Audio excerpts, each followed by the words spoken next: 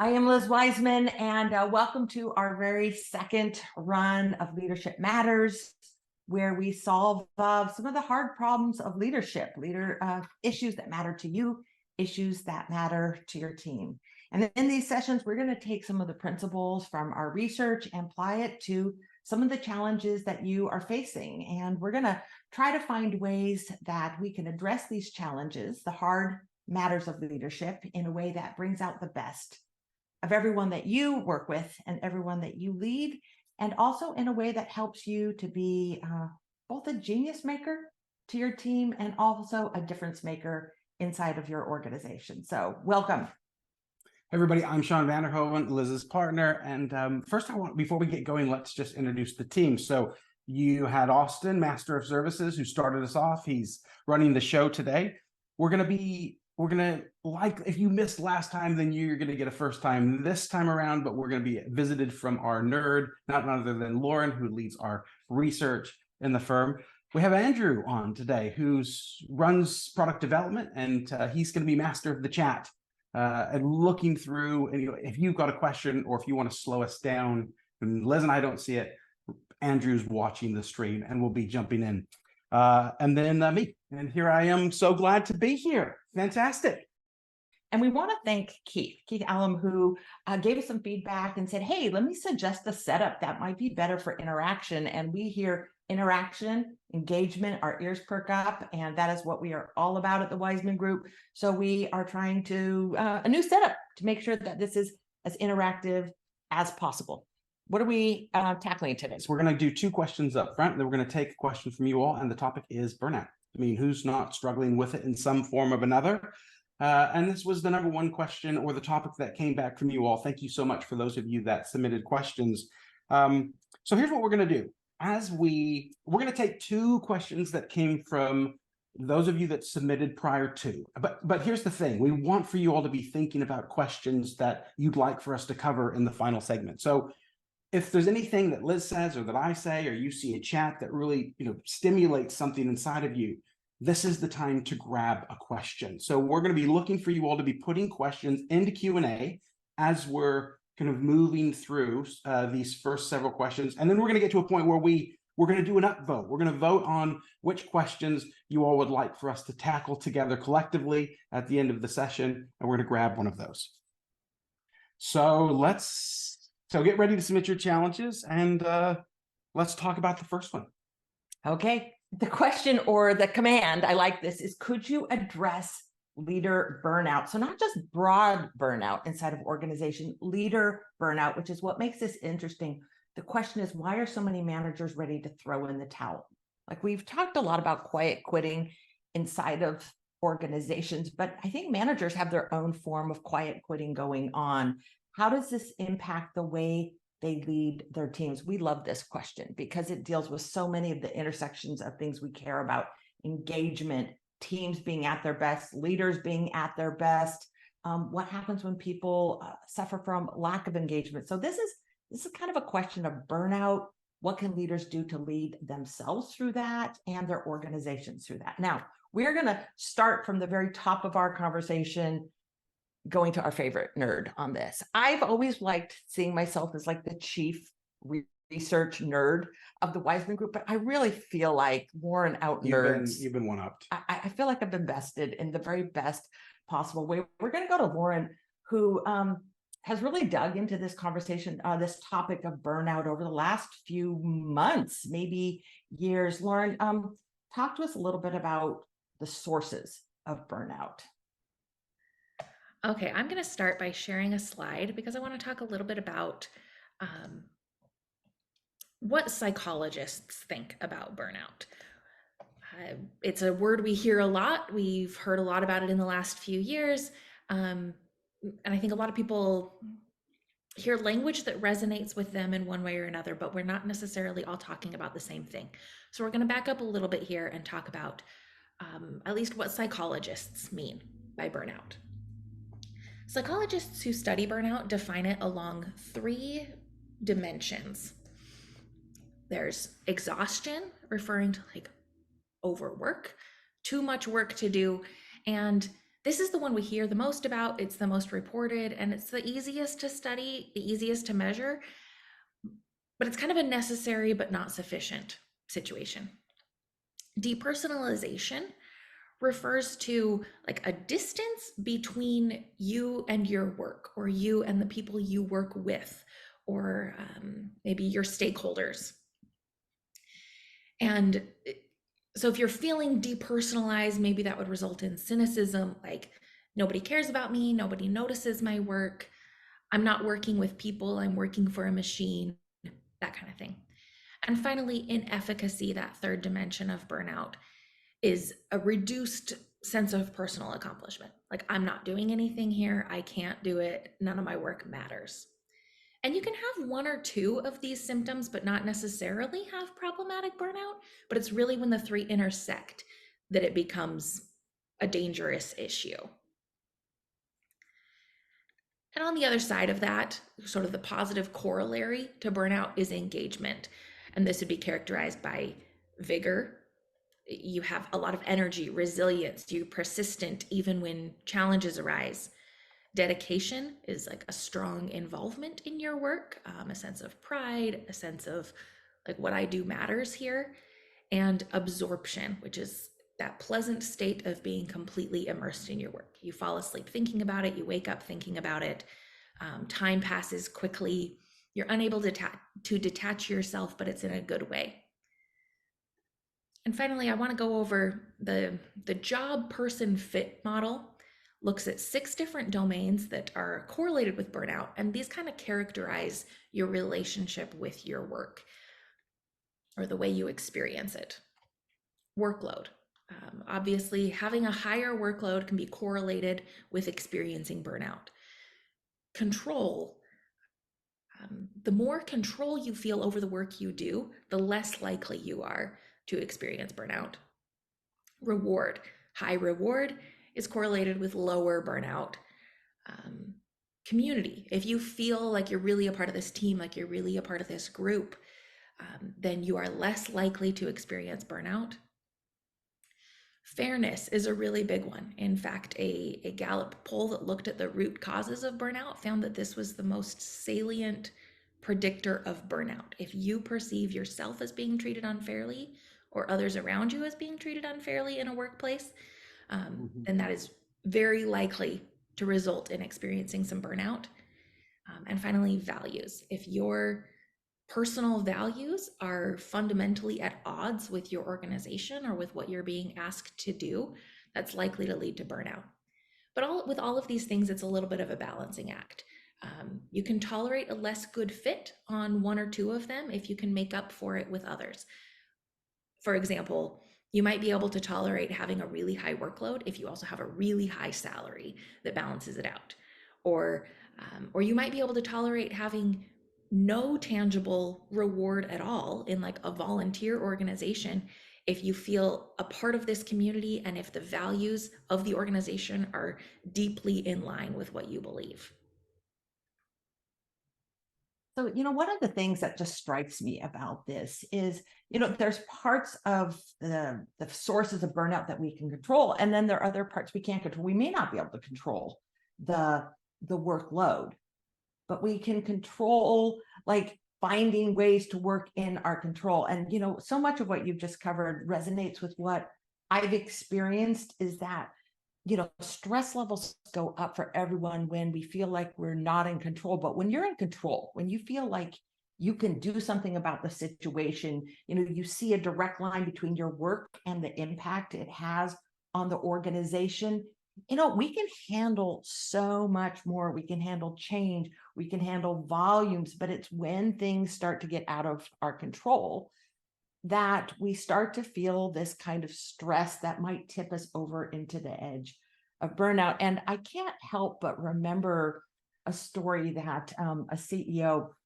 KR Sridhar of Bloom Energy, told me. This was back when I was doing the original research for multipliers, and I'm talking to KR Sridhar, and we're talking about the difference between an environment that is tense, an environment that is really intense, like where you do your best work. And he asked me about if I was familiar with the story of William Tell. Now, we've got an apple here.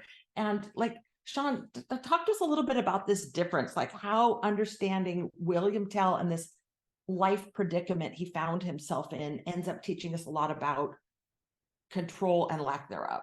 Okay, so let's do the demonstration. I'm William Tell's son. This is William Tell.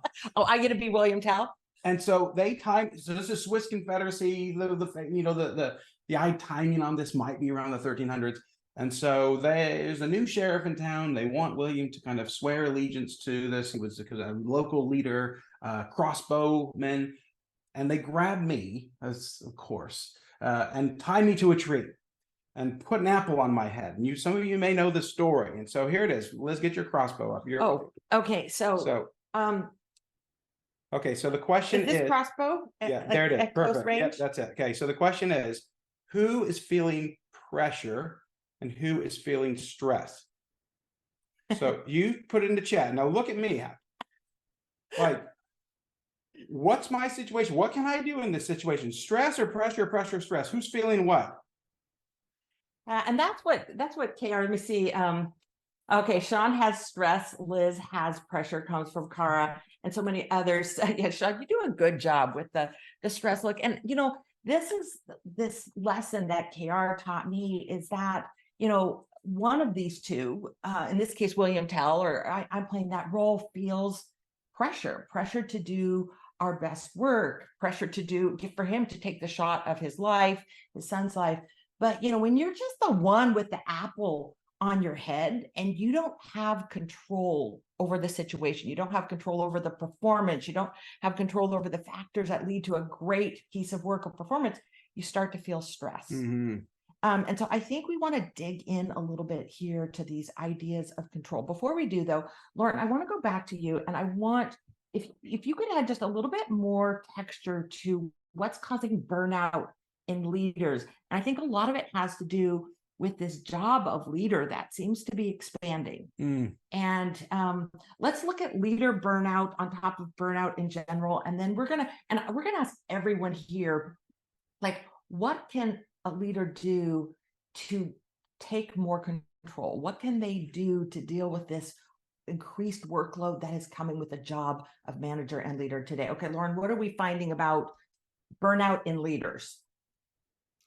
Yeah, so one interesting that we're seeing is that managers are both more burnt out and more engaged than individual contributors. Not the same exact managers, obviously, but when we look at the spectrum of engagement, managers are more likely to be experiencing one of the extremes. So they are right in this. In 2022, 34% of managers in the US said that they were fully engaged in their work, and 35% of managers said that they were very often or always burnt out.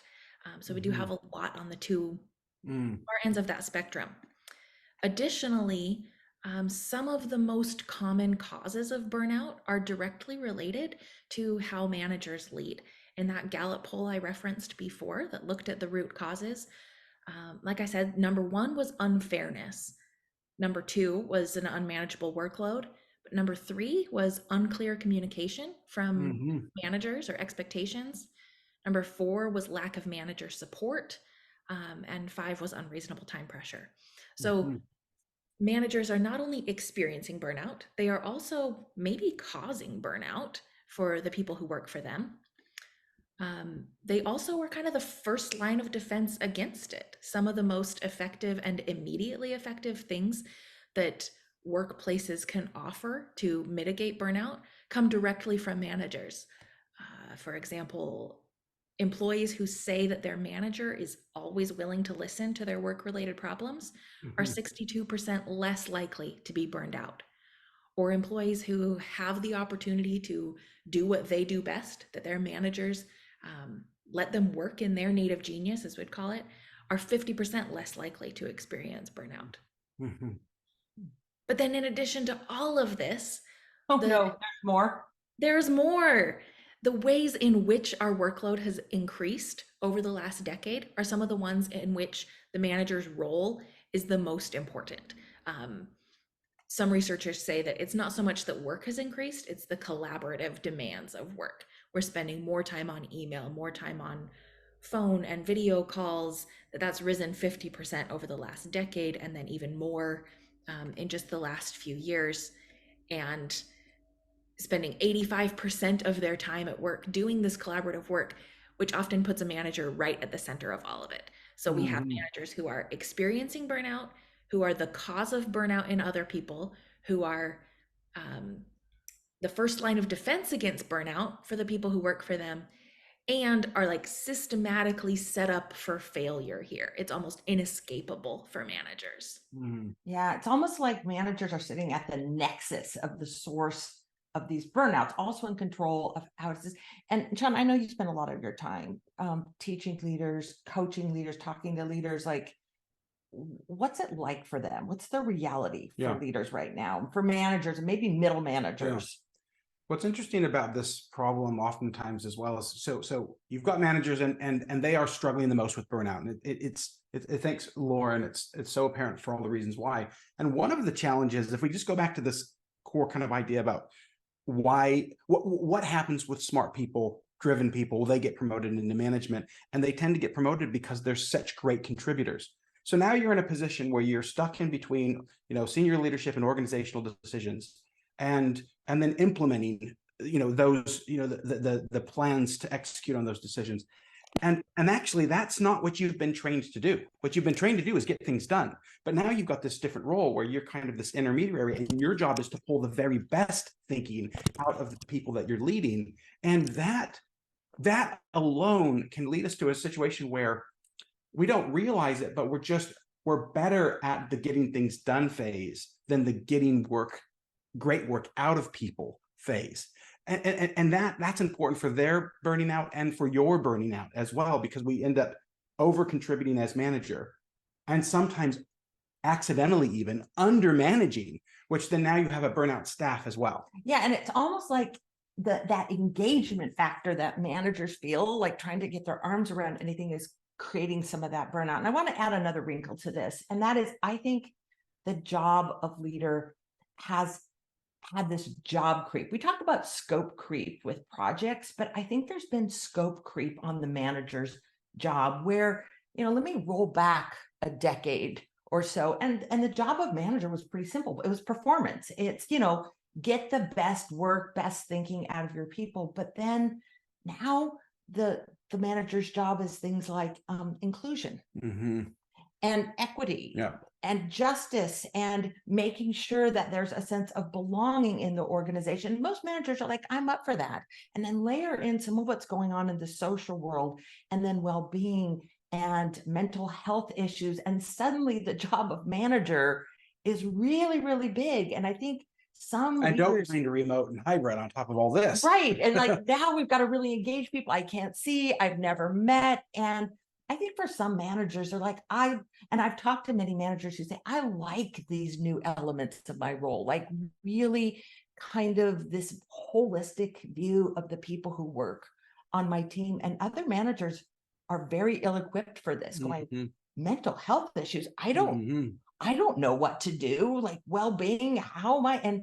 And I think it can feel absolutely overwhelming to managers. Like, how do I do this job, which has so many facets and has so many elements that feel like they are out of our control? So let's start to move towards solutions. Like, what do leaders do who feel like they're in jeopardy of burning out, not just the people on their team? I want to encourage, if you haven't already, begin to submit your insights on chat. I want to draw a couple suggestions, not just from our work on multipliers, which is really how leaders get the best out of their team, but also this work here on impact players. And there's two principles from this I want to draw on. One is, we find that the most impactful contributors and leaders inside of organizations have a very fluid orientation to leadership, that they see leadership not as a rank, a position in an organization, but more like a role, and a temporary role, maybe even an ephemeral role, kind of like one that sort of rises like the tide and then falls back. It's a distributive model of leadership where leadership is something you step up and you contribute. And like there's a a big leadership moment, but then you step back. So one of the things that I would recommend, the person who submitted this, who goes by the initial L, and if you're here, feel free to tag yourself, raise your hand, come in, describe this problem that you're experiencing a little bit more depth or with more texture. But one of my first thoughts on this is distribute the load of leadership. Like, the job of manager has gotten in some ways too big. Like, I don't know how to do all of those things really well, but I don't know that you need to know how to do all of the things well. This might be an opportunity to take some of those elements of the job and share it and distribute it. And I think there's sort of two metaphors I get when I think about what the current model of leadership needs to be in organizations. One is a flock of migrating geese, where the flock flies in this V formation. And I like to think of it as the pyramid of the organization just got, boom, tipped on the side. And there's a lead bird, but it's not like the strongest bird stays in that position, creating drag, like, and breaking the wind, like, to create that efficiency. The scientists say it allows a flock to fly 71% further than solo flight. It's an efficient way of working. It's not like one bird stays there until it tires, is exhausted, in this case, like burnt out, and then just drops from the sky inexplicably. You never see that happen. It's that bird rolls backward. Now, your job as manager, like, that might have permanence on the org chart. But what if you let people rotate into some of those leadership jobs, like planning the monthly staff meeting, planning the offsite, taking responsibilities, which gets us to this second image I always get of what leadership is going to look like in the future, is more like the way we assign leadership roles in third grade classes. And second, where it's like passing out the papers. That's Sunir's job this week, but you know what? It's going to be Maggie's job the week after that. And so those leadership roles just rotate between people, which means people don't get tired of doing them. We have too many people in organizations who are underengaged and then have a diminishing burnt out effect because of lack of challenge. And then we've got a bunch of managers who are doing so much that they're exhausted that way. Now, I heard the bell. Yep, there's a doorbell. The doorbell. And that is Lauren, who's going to come in with some research-backed insights on this. So Lauren, what have you got for us? As you were mentioning this, I remembered that there was a really interesting paper that came out of some researchers in Quebec just a few years ago that said that, well, they were looking at top-down burnout, looking at how when a leader is very burnt out, that can spread like wildfire to the rest of a team. But one of the things that could mitigate that effect was higher rates of self-efficacy in individual contributors. So in other words, if an employee felt that they had a high ability to execute the actions and strategies needed to deal with their job, if they felt like they were really capable of executing and doing their job, they were less likely to be burned out, even if their leader was experiencing high levels of emotional exhaustion. And it strikes me that this is really a mutually beneficial situation if leaders can provide greater self-efficacy to the people who work for them by giving them genuine ownership over tasks. It not only reduces their workload, but also helps mitigate burnout on their team, which reduces the overall contagion effect of all of this burnout. Yeah, it's like stops that cycle. There's a comment here from Nate. I have to read it. It says, I have one team member who has been doing that consistently over the last year, leading a team and then stepping back and then leading another team. She has excelled and is highly engaged.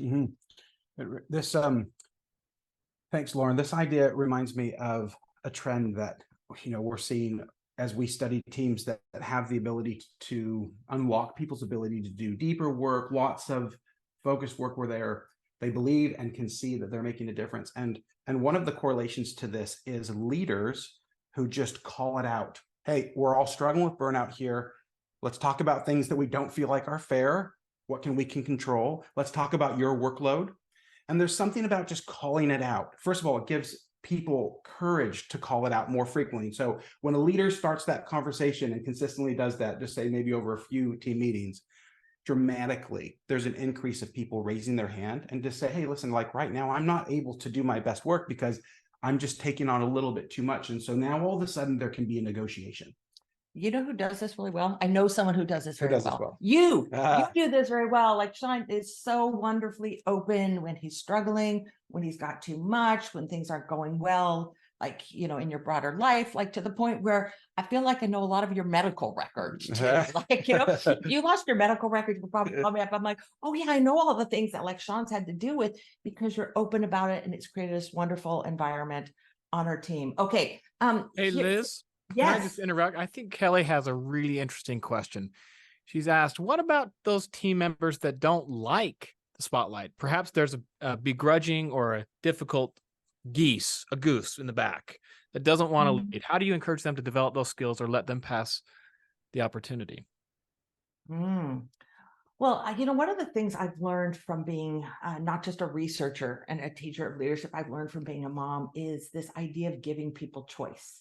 Like it might not be okay to let someone sit back and do nothing and not contribute to the team, not take that share of the load. But I also understand that just putting someone in front of a spotlight isn't necessarily a fair thing to do. It's not going to bring out their best work. So one of the principles that I've learned, I think I only really read one parenting book. Maybe it was, honestly, maybe it was just an article, but it talked about this idea of bounded choice and, you know, it's one of the things I've practiced, trying to give my children as much choice as possible. And I think this is a great place to say, okay, well, you know what, here's the work that needs to be done, sort of the shared leadership. Which of this do you want to take on? And letting that person choose where they step up and that role they play is going to give them a chance to be part of co-leading an organization, put them in charge. But again, the more choice we give people, the better people's thinking and work is, and it gives us that control over our circumstances that reduces burnout. Okay, now before we leave this idea of leader burnout, there's one other thing that I want to suggest in this, and that is, you know, leaders right now have this impossible job. Like they have this huge set of responsibility, holistic, but in many ways we feel like we're leading in the dark, where we're trying to navigate our teams through uncertainty, trying to go take our teams to places we've never been before. And so we're figuring out as we go. And I've seen leaders like nobly hold that responsibility, but inside their guts are churning because they don't have answers and they don't know what to do. And I think this might be an opportunity to just be really clear, not only what you're struggling with, but to be clear, like, here are things I don't know. And this reminder that we tend to provide our best leadership, particularly in times of chaos and uncertainty, when we ask the questions rather than give the answers. And I can't help but think of, you know, one of the most courageous leadership moments I witnessed. This was from my time at Oracle, where, you know, we were struggling with an unclear strategy. Might be a story that I've shared in maybe Rookie Smarts, but I might need Lauren to fact check me on that, because I'm not even sure which book it's in, but I know I've written this up. And it was when, you know, like our strategy is unclear and we're trying to figure this out, and I'm beaten up, you know, our leaders, like that they need to like reframe the strategy so it's clear for the whole organization, because there's so much uncertainty of what's going on in the market. And finally, Jeff Henley, the CFO, who was also my boss, he just kind of like turns red and says to me, Liz, you can stop beating us up. We know there's a problem. Like, we know the strategy is not clear. And then he says, we don't know how to do this. And I'm thinking, is he saying he doesn't know how to communicate the strategy or develop a good PowerPoint deck? Like, okay, we can help with that. But then he goes on, like, we've never led an organization this big. I've never set a strategy for a $30 billion global enterprise. And then he turns to the president. He's like, have you? And the president's like, no. And the chief technology officer, like, definitely not me. And he's like, we don't know how to do that. And like, Liz, if you could help us figure that out, now that would be helpful. It had never occurred to me that these senior executives who I held so much respect for were learning things as we we're going. I thought I was the one who was like trying to learn and keep up. And when he admitted, like, I don't have an answer to this, I don't know how to do this, like, then I'm like, oh yeah, I can help us figure that out. And we brought in CK Prahalad, and it really changed the trajectory of the organization. We were able to build a strategy around a set of questions rather than answers. And so kind of the point of all of this is if you are feeling that burnout, like there's so much out of your control, I can't get my arms around this, the workload is too big, not only share that workload with your team, the leadership roles, but it's a great opportunity to say, here are a bunch of things that I don't know that we have to find answers to. And Hey, I Liz, think it's a sweet release. What are you saying, Andrew? well, there's some really interesting insights because people are saying it resonates with people. There's real power in this vulnerability and transparency. And there's a question from Hoda that I think is really key because the idea is great. Be vulnerable when you're feeling it, admit to it, talk about it. But why is it so hard in the moment to do that? And do you have any insights perhaps on what you can do to overcome your own ego as a leader? Well, you know, someone pointed out that in that situation, this was Jeff Henley, who was my boss, and he was someone I had worked with for years. And someone pointed out, they're like, you must have had a really trusting relationship with him. And there was a lot of trust between him and the president and the CTO and me. We had kind of this little safe space. And that's the only thing I can think of to answer that question, Hoda and Andrew, is like that only happens when there's trust. When, you know, and to build that, like for you as a leader to be able to say, I don't have answers to some of the important questions we have to figure out as a team, like people will extend you trust if you trust them. And I think it's fundamentally what Multipliers is about, is it's about when a leader says, I trust people on my team to do good work. I know they want to, and I know they want to contribute, and trust tends to be reciprocated. So like you build trust on the team and people will start to admit that they don't know things. Any other thoughts on what the person who goes by the initial L can do to help reduce burnout? Because we have another question that we've taken and we want to generate one live here. Any other thoughts, Shawn? You know what, I appreciate that last little bit. And I think that there's something that we can all do on our teams, and that is just ask the question, what do we think the trust level is to admit that we don't know? And to circulate that, maybe even best one-on-ones, and what's preventing us from feeling confident that we can just come out with not knowing. Because if you can develop that within your team, then all of a sudden now there's a realism that takes the place of maybe, you know, unwarranted or optimism overcooked, or whatever it is that's preventing people from feeling like they can step up and say that. And then all of a sudden now we've got a team around us that are being realistic, and we can start to call things where it is. And then all of a sudden it starts to make that a little bit easier to start to press up. How trust do I have between me and my boss? How can I develop that so I can be honest with them? Yeah. Let's do this. So we're going to move on to the next one. But before we do, this is a great chance. If there's a question that you have that you'd like to spend some time at the end, and this part of the conversation has brought that to the forefront of your mind, put it into the Q&A. A question around burnout that we haven't addressed that you'd love to be a candidate for our final piece of discussion. And let's just make sure that's in the actual Q&A, not the chat. That's important. Yeah, don't put it in the chat, put it in the Q&A, because then we can do a little upvote here in just a few. And can we just take a moment to say the best questions are brief-ish, you know, a couple sentences, they're universal, meaning it's not just something you're struggling with. You suspect you've got, you know, colleagues out there who are struggling with this. It's, you know, it's kind of a sticky little problem. There are no obvious or easy answers. And maybe it's a little spicy too. You know, a little bit of drama is always good. Okay, what's our second question? Let's put the second challenge up and read through that. Okay, as you said, true burnout for impact players comes from not being able to make enough impact. If a person routinely takes on extra responsibility in projects, why isn't this properly recognized?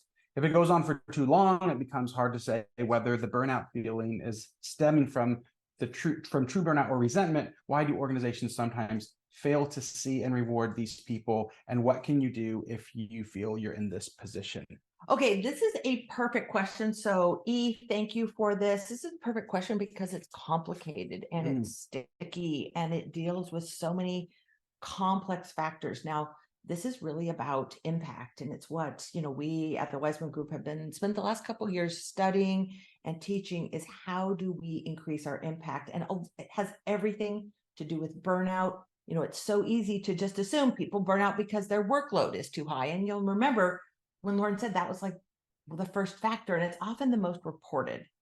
But we not only burn out because we've got a lot of work. Like, more often than not, we tend to burn out because we're having too little impact, or we're doing all the things that lead to impact, but it's going unnoticed. So what we want to do is go, okay, what can we do to ensure that the people who are working with impact are experiencing the rewards, the joys, the recognition that come with that? So, I think we first have to think about, are we pointing ourselves in the right direction? And do people know that we're working on the right things? So, Shawn, why don't you take the first piece of this? Yeah, let's take it in some layers. So first, right off the bat, unless you work in an organization that just doesn't reward or laud any wins, which would be, you've got to own that first, if that's reality. But most likely in every organization, there's certain work that really gets the attention of leadership. It really gets the attention of your peers. And so the first question is just, what is that work? From where you're sitting in the organization, what is recognized? What is rewarded in terms of both, across teams and also even at the company level or whatever level you have privy to? And so there's a question in there. Wayne Gretzky said, didn't he say that the reason why he was so good is because he would go to where he thought the puck was going to go. So you go where the puck's going to go is the saying. And so I think that once we can kind of think through and ask ourselves the question, what is rewarded here? What superpowers do I have to contribute to those things? What am I working on right now that's just fundamentally not aligned with what is rewarded here? It kind of gives us at least this first baseline of analysis where we can start to think through, what is my position and do I need to change it? Yeah. And we sometimes call this, are you working on the agenda? And of course, few of us think we're doing work that doesn't matter, but we can get so heads down doing our work that we don't pause to say, well, what is the agenda of the organization? What is important to my boss? What is important to my stakeholder? What is important to my boss's boss? And am I pointing myself toward the things that matter to others? Now, I know sometimes people go, well, wait a minute, does that mean you have to forsake things that are important to you? Well, if you want to have impact in your organization, you need to understand where the puck is going and what's important. We sometimes call these the wins, what's important now. So that's probably the first layer we would look at is, if you feel like you're not being recognized, promoted, etc., are you on agenda? And if you're not, how do you get yourself onto agenda? Right. And I love it. I've heard from so many people who hear this concept, they're like, I don't think I'm working on the agenda. So I need to get myself, one of my little rules of thumb is, if you're not working on your bosses or your key customers or stakeholders, top 3 things, you're probably not on agenda. Yeah, right. Or you are, and you are still feeling overlooked and you're busting it and the workload is extreme and you're not being rewarded. So what then? Okay, exactly. And, if I can push on your metaphor a little bit, I skate to where the puck is heading. Well, there is a danger that you have bunch ball with that. Bunch ball is for anyone who has watched Pee-wee soccer, elementary code school play soccer, everyone skates to where the puck is heading. When I was a little boy, so I was born in Alaska, and we all started playing hockey when we were 3. Well, you can hardly walk when you're 3, so let alone skate. So you can imagine what hockey's like. So you take soccer, and it's not just where all the kids are. They go where the puck is, and then they all fall down.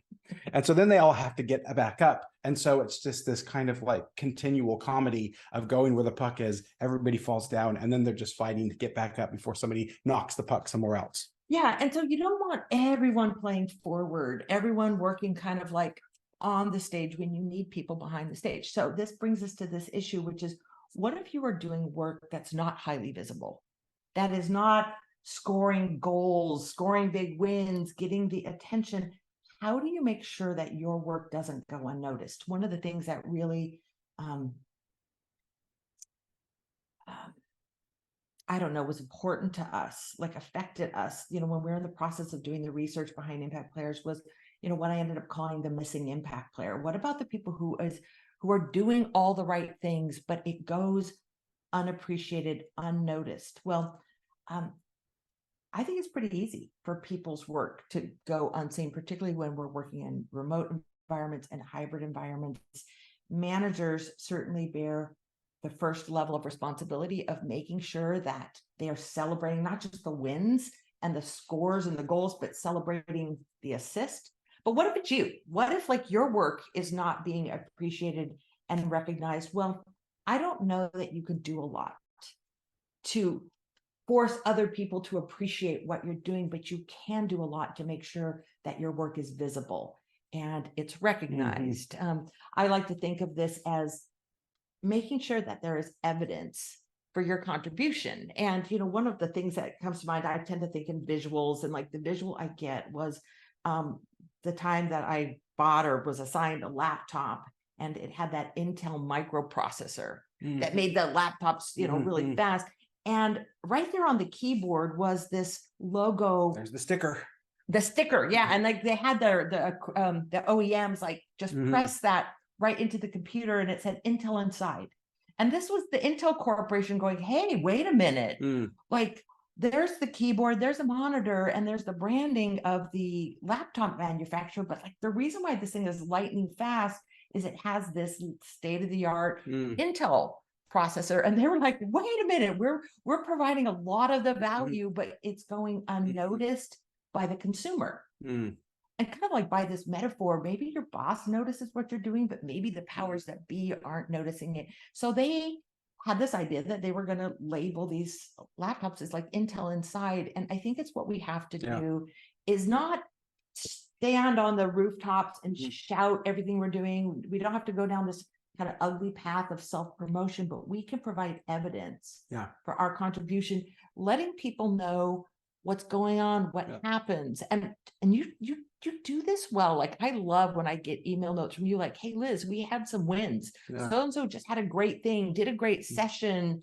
And because it's easy to get busy and not notice what's happening in the places you can't see. I remember early in my career, Lauren, I'll say this one thing and we'll turn right over to you. So early in my career, I was working on this big project for the US Air Force. And there was a fellow that was much senior to me. He was from General Dynamics, and we were working on this proposal together. And we did all of this work, and we got down to the pricing section where we were laying out the pricing. And we had in there some discounts that we included to the client. And we were working together, and I had the keyboard, and I deleted, so I removed some of these red kind of lines that had the discount. And his name was, he went by Chuck, and he said, hey, what are you doing? I was like, oh yeah, we probably don't need to shout that from the rooftops. And he was like, hey, he's like, man, in your personal life, I want you to be the good Samaritan. You don't have to be known. But in business, they need to know when we're blessing them, even if it's subtle. Okay, I love that. They need to know when we're blessing them, even when it's subtle, which kind of brings this idea of like, that's what good waiters do. Right. And that's like the tone, I think, in doing this well is not being in everyone's face, but making sure that the little things you're doing to serve, to bless, to take care of something, are aware, and maybe even doing it right before you hand someone the bill. Okay, Lauren, you've got a little piece of insight, evidence, research for us. Let's hear it. Yeah, I just wanted to add that I'll throw a couple of links in the chat for various studies that have found that when someone's contribution is a little bit unseen or is difficult to connect to business outcomes, whether that is because they are a member of an underrepresented group and there's unconscious bias and assumptions being made about them, or just because of the nature of their role, one of the results is that they receive less feedback and they receive more vague, less helpful feedback. So this becomes like a kind of a spiral in which they not only are not being seen and recognized for their work, but they're also losing one of the most important tools that they could possibly have access to for improving it. Yeah, Lauren, thank you for that. And I think this is a really important point to bring in because, just being humble and saying, oh, I just work behind the scenes. It's just like, I feel good doing this work. It doesn't matter if anyone doesn't notice. You are starving yourself of the vital feedback that you need to do a good job and to stay on target. Like, you're potentially ending up this missing impact player. So kind of our suggestion here is, one, make sure you are working on what is most important. And all of us need to check ourselves on that constantly. Like, in some ways, assume you're off target and that, like, maybe on a weekly basis, you need to get yourself back on target. And make sure that your contribution is evident, like intel inside, channel a good waiter. Hey, I've done this thing. If you're really in a behind the scenes role, you might say, you know what, I'm handling these 5 things so that you don't have to worry about it. Like, you can go do A, B, and C because I am doing D, E, and F. But I don't think anyone should let their contribution go unnoticed. We can't control how much it's appreciated. Anything you would add to that, Shawn? That's perfect. All right, it's time. I see we have 5 questions in the question and answer. If there's something that this last little piece has stimulated in you, connected to being recognized and the burnout that comes from not being recognized, or maybe being in an unfair situation, just type that in. We're going to give you just a minute to add any questions to the Q&A that you'd love to see us discuss. While they're doing that, let's see. Anything else, Liz, that we can just double click on while we're waiting for any questions to come in that aren't there? I want to add just one more element to this, is not only do we have to provide evidence of our contribution, of the outcomes of our work, sometimes we have to market our capabilities as well. Like, hey, put me in, coach, I can do these things. And I remember when I had left Oracle after 17 years there, and working for someone somewhere for 17 years, you develop a reputation, and it was mostly a pretty good reputation. And I left Oracle, and I remember the first time I went to meet with an organization that I think wanted me to do some work, and they just said, all they said to me was, tell me about yourself. And I'm like, why should I have to do that? Like, don't you know? Like, and it was not in any way famous. I just was so used to having a reputation inside that organization that, people knew who I was, what I did, what I was good at. And I just was a little bit offended that I had to somehow sell, like, this is what I'm good at and this is what I can do to you. Now, I got over that really fast. But it taught me this lesson that, if you want people to utilize you, that you've got to let people know what you're good at. You've got to give them a user's guide to you. Here's what I do. Here's what I can do for you. And we never get beyond the need to do that. So if you're not getting the recognition you need or the opportunities, you might need to market your capabilities proactively. And there's a reason why it's really important, because people are moving at light speed anyways, and sometimes that just gives them a chance to slow down for a brief moment to really even consider alternatives, to consider what you have to offer, because it's not that they don't want to use what you have to offer, but without that little pause, without that little slowdown, sometimes it's just the pace in which we're working that we just miss opportunities to be used, because our bosses are feeling the pressure and are going 1,000 miles as well. We got a lot of noise around us. Okay, do we have a question? So I'm not sure who on our team We is. do. We've got Andrew, you're the boss. Okay, yeah, go. Well, I think we've got a clear winner, and it's from an anonymous person, which is great. From my own anecdotal experience and from research I have seen, vulnerability increases the depth of friendships. How do you iterate the level, or I'm not sure what that means, the level of vulnerability you show among your colleagues correctly? Ooh. Is friendship among your colleagues an ideal to pursue or inappropriate?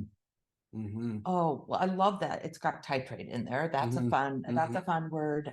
Yeah, so this is about, how do you calibrate this? How do you dial that level? This is also a good opportunity for some war stories, meaning like, if you've gotten this wrong in the past, either you've been told you're sort of like icy and no one Let's start there. knows you. When does this go off the rails? Like, when does this go wrong? I think that this is a perfect opportunity to frame up like what real failure looks like.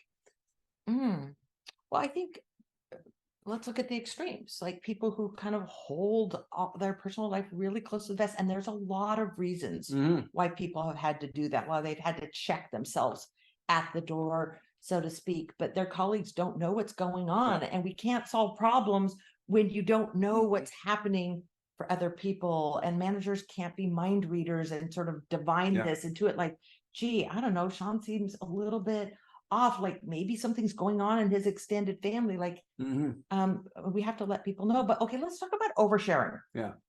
And there's a lot of that now, and there's kind of precedent for it because we all have ways to share socially, and there are some really extreme examples of people that are sharing everything, and well, they have followers, and so it's what's appropriate then in a corporate environment on your team, and what happens when you do overshare. Well, let's talk a little bit about it.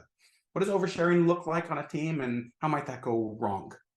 Well, I mean, for starters, like I remember being pretty young in the workplace, and the head of this division showed up to the team rafting trip in like a little Speedo bathing suit. And we were all like, that is oversharing.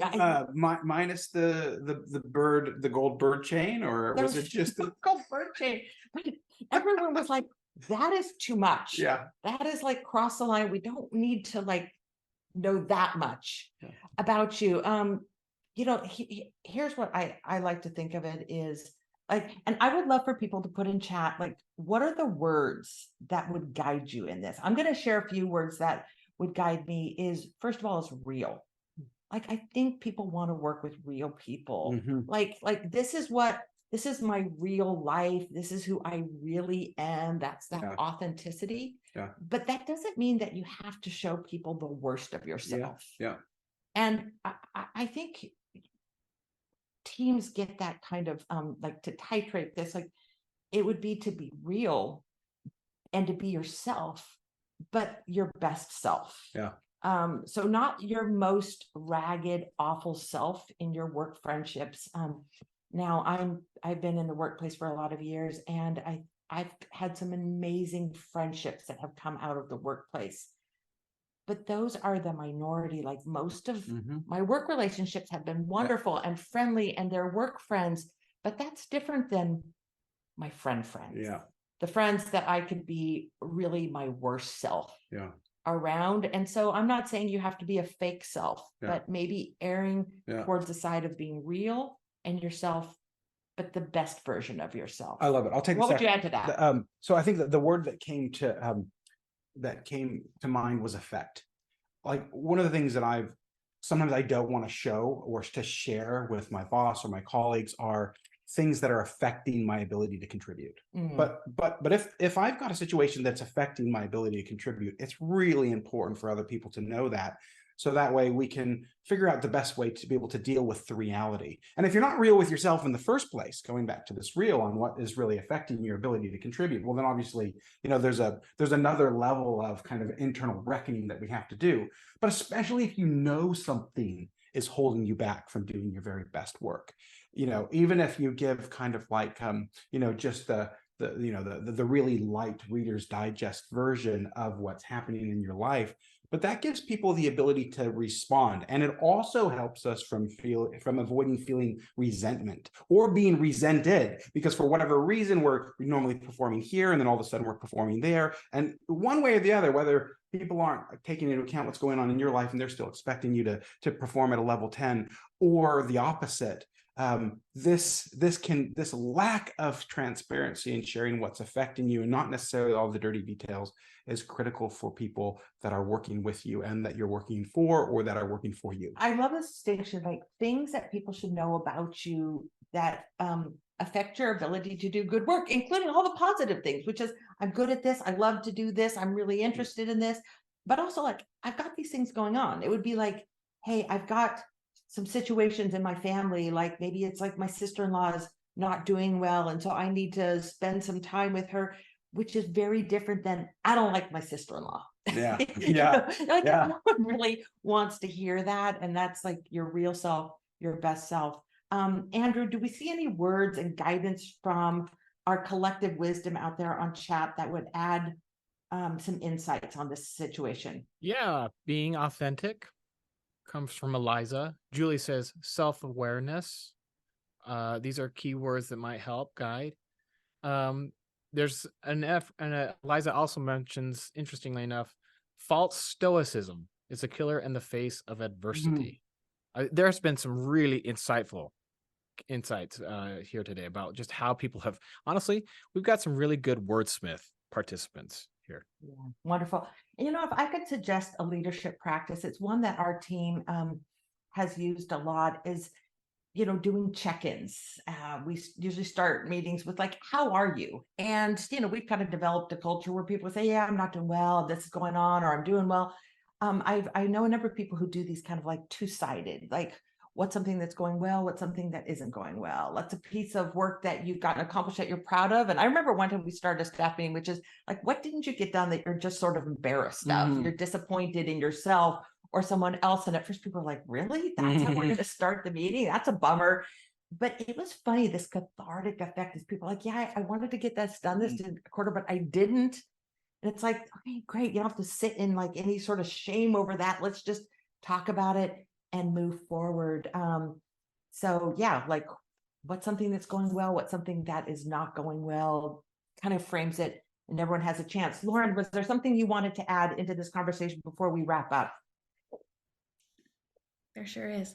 There was an interesting study that came out 2 years ago, I believe, that had looked at the experiences of civil servants in the UK who came from like lower class backgrounds and then in this workplace, and whether or not they shared basically their origin story. And a couple of things they found.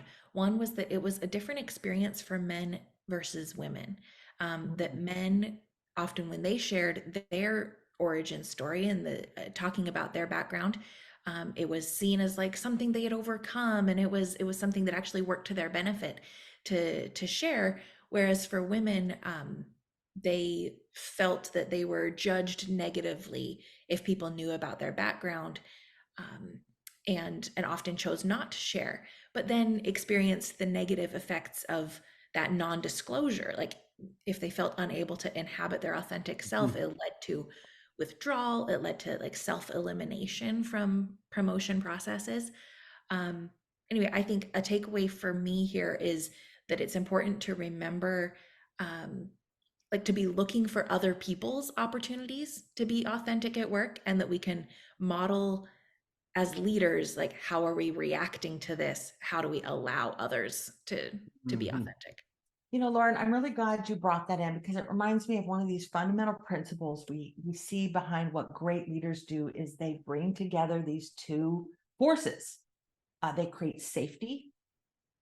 Physical safety, psychological safety, intellectual safety, a sense of belonging, inclusion. They level the playing field. But then they also add to that stretch. And, if you want people to stretch, to tell you what's going on, to take on new challenges, you've got to create that commensurate safety to do that. Well, I think we're at the end of our time. And on that idea, what's stretching you right now? This is the second of 3 of these trial shows that we wanted to test with you and learn from you. So 2 things. We would love your help to pick the topic for what are the leadership challenges that you're struggling with, the leadership matters that you'd like to really dive into. You can do that, but we're going to send you an email by submitting questions. We'll tease out a topic out of that and repeat this. And then also we're going to send an email out to you. Just what would you like to see differently? What did you love, or what would you like to see differently in the show as we kind of continue to shape this for you? But it's been fantastic to be with you today. Thanks so much for your participation. Emails to come. Okay. And as we just wrap up, thank you for joining us. Particularly, thank you for joining us live and giving us these insights and the fodder for this conversation. Until next time, just a reminder that, leaders matter. Leadership matters. The way we show up and lead our teams matters, whether or not people have this exhilarating experience at work or even a reasonable experience, and one that is exhausting and leads to burnout. And maybe more important than ever is just the way that we treat each other, not just on the street and in the airports, but also in our workplace really, really matters. So thank you for joining us for number 2 of Leadership Matters. We'll see you all. Have a great weekend.